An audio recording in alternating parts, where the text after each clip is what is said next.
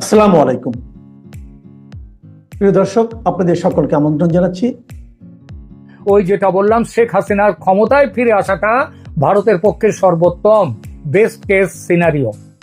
আজ যখন মোহাম্মদ ইউনূসের সরকার লাইফ সাপোর্টে আছেন আইসিইউতে, নির্বাচন সামনে, শেখ হাসিনার পতন চেয়েছিল ভারত। হঠাৎ এই রটনা কেন? এই বিষয়টি নিয়ে বাংলাদেশের একটি ইউটিউব চ্যানেলে ব্লিটজ ম্যাগাজিনের সম্পাদক সালাউদ্দিন শোয়েব চৌধুরীর একটি মন্তব্য শুনলাম। তিনি বললেন, ভারত সরকারও শেখ হাসিনার সরকারের পতন চাইছিল। তিনি আরো বলেন যে এই ব্যাপারে আমেরিকা ও ডিপ স্টেটের সঙ্গে ভারতও নাকি একই বন্ধনীতে ছিল। শুধু সালাউদ্দিন শোয়েব চৌধুরী নন, বাংলাদেশের একাধিক সূত্র থেকে ইদানিং জানতে পারছি এই কথাটি। এমনকি একাধিক আওয়ামী লীগ নেতাও আমার কাছে ব্যক্তিগতভাবে সংগোপনে এই সন্দেহ প্রকাশ করেছেন যে নানান কারণে শেখ হাসিনার ওপর ভারত নাকি খুশি ছিল না। কারণ সেগুলো তাদের মুখে শোনা যাচ্ছিল যে মৌলবাদী শক্তিকে অতিমাত্রায় উৎসাহ প্রদান করছিলেন শেখ হাসিনা, কৌমি জননী উপাধিও পেয়েছিলেন এইসব ইসলামী শক্তির কাছ থেকে। এছাড়া কূটনৈতিকভাবে চীনের সঙ্গে বেশি ঘনিষ্ঠতা, আবার দেশের মধ্যে গণতান্ত্রিক ব্যবস্থার বিরুদ্ধে দমন পীড়ন, এই সবগুলো কারণের জন্য ভারত নাকি পরম মিত্র হয়েও শেখ হাসিনা ভারতের কাছে লায়াবিলিটি বা বোঝা হয়ে গিয়েছিলেন। এই বোঝা বা লায়াবিলিটি কথাটি ব্যবহার করেছেন শোয়েব চৌধুরী সাহেব স্বয়ং। আর সেজন্যই নাকি ভারত চাইছিল অন্তত অস্থায়ীভাবে হলেও শেখ হাসিনাকে একটা ঝাঁকি দিতে। এই ঝাঁকিটাই হচ্ছে নাকি শেখ হাসিনার পতন, যেটা চেয়েছিল ভারত বলে বলা হচ্ছে। বিষয়টা খুবই গুরুত্বপূর্ণ এবং একই সঙ্গে অতি জটিল, কারণ এখানে আন্তর্জাতিক কূটনীতি, আঞ্চলিক স্বার্থ এবং ভূ রাজনীতির সূক্ষ্ম টানাপোড়েন কাজ করছে। সংক্ষেপে বললে, শেখ হাসিনা ও ভারতের সম্পর্ক সবসময়ই বন্ধুত্বপূর্ণ, কিন্তু কৌশলগতভাবে ভারসাম্যপূর্ণ ছিল। শেখ হাসিনা কখনোই দেশের স্বার্থকে জলাঞ্জলি দিয়ে ভারতের সঙ্গে বন্ধুত্ব করেননি। তো দেখা যাক, এমন একটি ধারণার পশ্চাতে এই যে বলা হচ্ছে যে ভারতও চেয়েছিল শেখ হাসিনার পতন, যারা এই কথা বলছেন তাদের এই বলার পশ্চাতে আদৌ কিছু সত্যি আছে কিনা, কিংবা সত্যি থাকলে সত্যিটা কি। প্রথমে দেখা যাক, শেখ হাসিনা কি ভারতের কাছে লায়াবিলিটি হয়ে গিয়েছিলেন, যে কথাটি শোয়েব চৌধুরী মশাই বললেন। দেখুন, ভারত দীর্ঘদিন ধরে শেখ হাসিনার উপর নির্ভর করেছে নিরাপত্তা জনিত কারণে। বিশেষত উত্তর পূর্ব ভারতের বিচ্ছিন্নতাবাদী গোষ্ঠীগুলোকে আশ্রয় না দেওয়ার ক্ষেত্রে শেখ হাসিনার যে পথ নিয়েছিলেন, তার যা চিন্তাধারা ছিল, তিনি যেভাবে ভারতকে এই ব্যাপারটা নিয়ে নিশ্চিন্ত করেছেন, তার জন্য ভারত তার কাছে অবশ্যই কৃতজ্ঞ। এবং তিনি শেখ হাসিনা ভারতের খুব বড় কাজ করে দিয়েছেন এইভাবে। এছাড়া ভারতের সঙ্গে সীমান্ত, পানি বন্টন, তারপরে রেল কিংবা অন্যান্য সংযোগ ব্যবস্থা এবং বাণিজ্যিক সহযোগিতা হাসিনার আমলে অনেকখানি এগিয়েছে। আবার সাম্প্রতিক বছরগুলিতে হাসিনার শাসন নিয়ে দেশে বিদেশে যে স্বৈরতান্ত্রিক সমালোচনা, মানবাধিকার সংক্রান্ত হাসিনার খারাপ রেকর্ড, জানি না তার মধ্যে কতটা সত্যি আর কতটা প্রচার, এবং রাজনৈতিক সংঘাত বেড়েছে, তাতে ভারতকে কিন্তু মাঝে মাঝে পশ্চিমা চাপের মুখে পড়তে হয়েছে, অস্বস্তিতে পড়তে হয়েছে, এটাও দেখা গেছে। তাই এক অর্থে হাসিনা ভারতের জন্য অত্যন্ত উপকারী বন্ধু, কিন্তু একই সঙ্গে কিছু ক্ষেত্রে সমস্যাও হচ্ছিল তাকে নিয়ে। দুটো দেশের মধ্যে বোঝাপড়ার ক্ষেত্রে সমস্যা হওয়াটা খুবই স্বাভাবিক ব্যাপার। বাংলাদেশ তো ভারতের কোনো অঙ্গরাজ্য নয়, আর অঙ্গরাজ্য হলেও সেখানে সমস্যা দেখা দেয়, যেমন পশ্চিম বাংলার সাথে ভারতের সরকারের সমস্যা দেখা গেছে। তাহলেও সেই অর্থে কোনো অর্থে কি শেখ হাসিনাকে ভারতের লায়াবিলিটি বলা যায়, যেটা শোয়েব চৌধুরী বলেছেন? আমার তো মনে হয় না। প্রিয় দর্শক, আপনারা এই ব্যাপারটা নিয়ে কি বলেন সেটা কমেন্ট করে জানাবেন। এবার আসি, ভারত কি হাসিনা সরকারের পতন চাইছিল এই প্রশ্নটিতে। দেখুন, ভারত কখনো প্রকাশ্যে এরকম সংকেত আদপেই দেয়নি। এমনকি পতন চাইছে তারা এমন কোনো হুইসপারিং কিংবা সমালোচনা যেটাকে বলে, সেই ঝুঁকিও ভারত কোনোদিন নেয়নি। কারণ বাংলাদেশের রাজনৈতিক দলগুলোর মধ্যে শেখ হাসিনা হলেন ভারতের পরীক্ষিত বন্ধু। এটা পারস্পরিক দেয়া নেয়ার সম্পর্কের ওপর, পারস্পরিক দেয়া নেয়ার সম্পর্কে এই বন্ধুত্ব ব্যাপারটা থাকে না। এখানেই চীনের সঙ্গে ভারতের ফারাক। চীন তার সম্পর্ক ব্যবসায়িক স্তরে সীমাবদ্ধ রাখে, কখনো বন্ধুত্বের জায়গায় নিয়ে যায় না। তাদের কাছে আওয়ামী লীগও যা, জামাত বিএনপিও তাই। এদের মধ্যে কোনো ফারাক নেই, কারণ ব্যবসাটা হচ্ছে তাদের মূল লক্ষ্য, বন্ধুত্ব নয়। ভারত কিন্তু তা নয়। ভারত এই ব্যবসায়িক সম্পর্কের ওপরেও একটা বন্ধুত্বের সম্পর্কের জায়গা রেখে দেয়। ভারত বাংলাদেশ দ্বিতীয় কারণ দেখুন, ভারত বাংলাদেশ পাশাপাশি দেশ, পারস্পরিক স্বার্থে বাণিজ্য সম্পর্কের ওপর বন্ধুত্বের সম্পর্ক দু দেশের নিরাপত্তা ও উন্নয়নে একটা বড় ভূমিকা নেয় এবং সেটা নিয়েছেও। ভারত চায় বাংলাদেশের স্থিতিশীলতা থাকুক, কারণ অস্থির বাংলাদেশ সরাসরি ভারতের নিরাপত্তা, সীমান্ত, বাণিজ্য, এমনকি বিনিয়োগকেও প্রভাবিত করে। তবে হয়তো এটা সত্যি হতে পারে কিছুটা যে হাসিনাকে একটি ঝাঁকি দিয়ে বা চাপ সৃষ্টি করে তাকে গ্রহণযোগ্য নির্বাচন বা গণতান্ত্রিক সংস্কারের দিকে ঠেলে দেওয়ার একটা কথা ভারত ভাবতেই পারে। বন্ধু হওয়ার এটাও ধর্ম, বন্ধু হওয়ার এটাও ধর্ম, বন্ধুকে সঠিক পথ দেখানো। সেটাকে, এই পথ দেখানোটাকে যদি কেউ বলে চাপ সৃষ্টি করা কিংবা তার পতন চাওয়া, সেটা কি কখনো ঠিক? বন্ধুত্বের সম্পর্কের মধ্যে তাকে ভালো চাওয়াটা, এমনটা তো কখনোই সেটা হয় না, এটা মানা যায় না।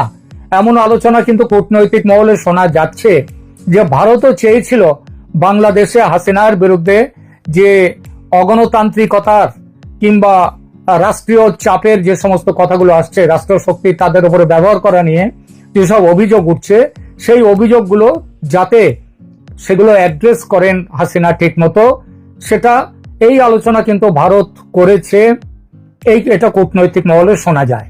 কিন্তু তাই বলে এমন নয় যে ভারত তার জন্য হাসিনাকে ছেড়ে দিয়েছে, তার পতন চাইছে।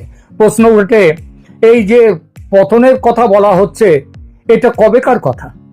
2024 জানুয়ারিতে বাংলাদেশে যে নির্বাচন হয়, সেই নির্বাচন বাতিল করতে আমেরিকা প্রচন্ড চাপ সৃষ্টি করেছিল। তারপর নির্বাচন যখন হলো, তখন কিন্তু আমেরিকার বিভিন্ন সংবাদপত্র তারা বলেছিল যে এই নির্বাচন কিন্তু অনেকটাই স্বচ্ছ হয়েছে। বিএনপি তারা সেই নির্বাচনে অংশ নেয়নি, সেটা আলাদা প্রশ্ন, সেটা তাদের নিজেদের ইচ্ছা।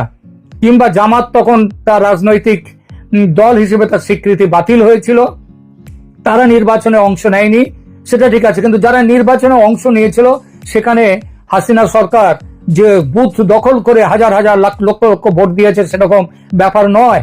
তা যদি হতো তাহলে 40% কেন, হাসিনা সরকার 80% সেখানে তো উঠে যেতে পারত যে পোলিং এর ব্যাপারটায়। সুতরাং এই যে সেই চাপ সত্ত্বেও নির্বাচন যে অনুষ্ঠিত হয়েছিল, আমেরিকার চাপ সত্ত্বেও পশ্চিমা শক্তি তারা চেয়েছিল এই নির্বাচন যাতে না হয়, তার সত্ত্বেও যে নির্বাচন হয়েছিল তার পেছনে ভারতের বড় ভূমিকা ছিল বলে বাংলাদেশের বিরোধী দলগুলোর সঙ্গে পশ্চিমা বিশ্ব ভারতের সমালোচনায় কিন্তু একটা সময় ফেটে পড়েছিল। বাংলাদেশ জুড়ে এই আলোচনা প্রবল হয়েছিল যে নির্বাচনে শেখ হাসিনাকে জিতিয়ে দিয়ে ভারত হারিয়ে দিল পশ্চিমী দুনিয়াকে, আমেরিকাকে। এটা মানলে, এটা হচ্ছে 2024 জানুয়ারির কথা। আর 2024 শেখ হাসিনার যখন পতন হলো, তখন সেটা বলা হচ্ছে ভারত চাইছিল হাসিনার পতন। এটাকে আদৌ বিশ্বাসযোগ্য বলে মনে হয় আপনাদের? এবার আসি ওয়াশিংটন বনাম দিল্লির অবস্থান বিষয়ে আলোচনায়। যুক্তরাষ্ট্র দীর্ঘদিন ধরে গণতান্ত্রিক প্রক্রিয়া ও সুষ্ঠু নির্বাচনের দাবি তুলছে। তাদের দৃষ্টিতে হাসিনার শাসন গণতন্ত্রকে নষ্ট করে দিয়েছে। কিন্তু সত্যি কি তাই?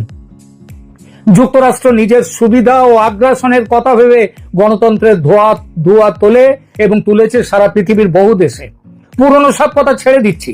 পাকিস্তানের কথা ধরুন, ইমরান খানের নির্বাচনে জয়ী সরকারকে অন্যায়ভাবে ভেঙে দিয়ে সেখানে পুতুল সরকার বসানো হলো, আর ইমরান খান নিজে বলেছেন এটা করেছে আমেরিকা। বাংলাদেশে নির্বাচিত শেখ হাসিনা সরকার ভেঙে দিয়ে যে ইউনূস সরকার, অনির্বাচিত সরকারকে বসানো হলো, সেটা কি হাসিনার চেয়ে গণতান্ত্রিক সরকার? হাসিনার অগণতান্ত্রিক সরকার ছিল, তার বদলে যাকে বসানো হলো সেটা কি খুব একটা গণতান্ত্রিক?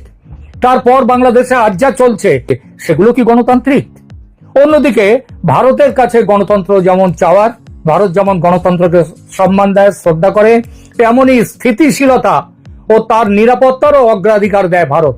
হাসিনার কাছে এই দুইটি বিষয়, অর্থাৎ দেশের স্থিতিশীলতা ও নিরাপত্তা, সেটা বাংলাদেশের এবং একই সঙ্গে ভারতের, এই দুইটি বিষয় নিশ্চিত করতে পারেন হাসিনা, এবং তিনি সেটা নিশ্চিত করেছেন বলেই ভারত তাকে সমর্থন দেয় এবং দিয়ে এসেছে। যারা বলছেন হাসিনার শাসন ভেতরে বাইরে এতটা বিতর্কিত হয়ে উঠেছিল বলেই ভারত অন্য বিকল্প খুঁজে দেখার মানসিকতায় চলে গিয়েছে, তারা ভুলে যান যে ভারত তার নিজের প্রয়োজনেও হাসিনার ওপর আস্থা রেখেছিল, নিজেদের সুরক্ষার জন্যে, উত্তর পূর্ব ভারতের শান্তি এবং স্থিতিশীলতার জন্যে। সুতরাং দেশের মধ্যে, তার দেশের মধ্যে অর্থাৎ বাংলাদেশের মধ্যে হাসিনার শাসন বিতর্কিত হয়েছে বলে হাসিনার পতন চাইবে ভারত এবং নিজের উত্তর পূর্ব ভারতকে মুক্ত করে দেবে, অস্থিতিশীল করে দেবে, সেখানে ঝামেলা বাড়বে, এই চিন্তা যারা করে তাদের সম্পর্কে বলবো এটা তাদের উর্বর মস্তিষ্কের ফসল, যেটা আদৌ বাস্তব নয়। আর একদিক দিয়ে ভারতের ভূমিকার সমালোচনা করে এই আজ যারা কনস্পিরেসি থিওরি আনছেন দেশে, তারা বলছেন যে ভারত চেয়েছিল হাসিনার পতন, এই মতটাকে হঠাৎই প্রতিষ্ঠিত করে দেওয়ার একটা চেষ্টা চলছে। কেন চলছে এই চেষ্টাটা? কারণ হলো হাসিনা ফিরে আসুক এটা চাইছে না বলে ভারত বাংলাদেশে সামরিক হস্তক্ষেপ করছে না বা কোনো কড়া ব্যবস্থা নিচ্ছে না হাসিনাকে ফিরিয়ে নিয়ে যাওয়ার জন্য। এই অভিযোগটা উঠছে বলেই তারা এটা করছে। স্বাভাবিকভাবেই প্রশ্ন ওঠে, বাংলাদেশ এবং শেখ হাসিনাকে নিয়ে ভারত কি কিছু ভাবছে? ভারতের কি কিছু অ্যাকশন প্ল্যান আছে শেখ হাসিনাকে নিয়ে? অতএব দেখা যাক এই মুহূর্তে ভারত শেখ হাসিনাকে নিয়ে কি ভাবছে। ভারত নিশ্চিতভাবেই ওয়েট অ্যান্ড ওয়াচ, অর্থাৎ অপেক্ষা করো এবং দেখো, এই অবস্থায় আছে আপাতত। যদি হাসিনা ফিরে আসতে পারেন, যদি নির্বাচন হয় সামনের বছর ফেব্রুয়ারিতে, যেটা সম্প্রতি বলা হয়েছে, অথবা তার আগেও যদি নির্বাচন হয়, তারও সম্ভাবনা কিন্তু আছে। ওই যে বলেছি, ইউনূস এখন লাইফ সাপোর্টে আছে আইসিইউতে, যে কোনো মুহূর্তে লাইফ সাপোর্টটা তুলে নিতে পারে।